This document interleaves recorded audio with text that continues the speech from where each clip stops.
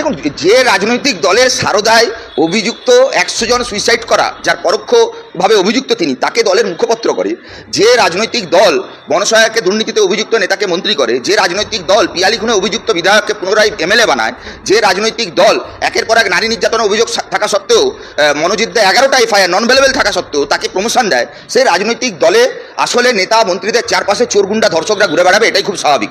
গতকালকেও আপনি দেখবেন এই শওকত মোল্লার কাছে সায়নী দেবীকে দেখা গেছে।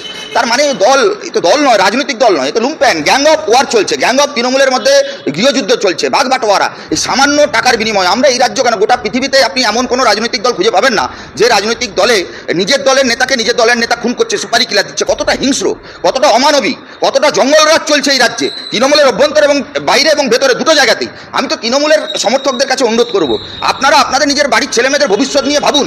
আপনারা যারা মহিলারা তৃণমূল করেন, লক্ষ্মীর ভাণ্ডার নিয়ে মমতা বন্দ্যোপাধ্যায়কে আশীর্বাদ করেন, আমরা বলছি তৃণমূল না থাকলেও লক্ষ্মীর ভাণ্ডার থাকবে, কিন্তু আজকের দিনে আপনাদের লক্ষ্মীদের কোন জায়গায় মমতা বন্দ্যোপাধ্যায় দাঁড় করাচ্ছে? এর বিরুদ্ধে দলমত নির্বিশেষে আমরা যদি গুন্ডারাজ, লুম্পেনরাজ, চোরগুন্ডা, বদমাশ, ধর্ষকরাজের বিরুদ্ধে প্রতিবাদে না নামি, গণপ্রতিরোধ যদি না হয়, তাহলে এই রাজ্য ভালো থাকবে না। বাংলার মাথা বারে বারে বিশ্ব বাংলায় হেট হবে।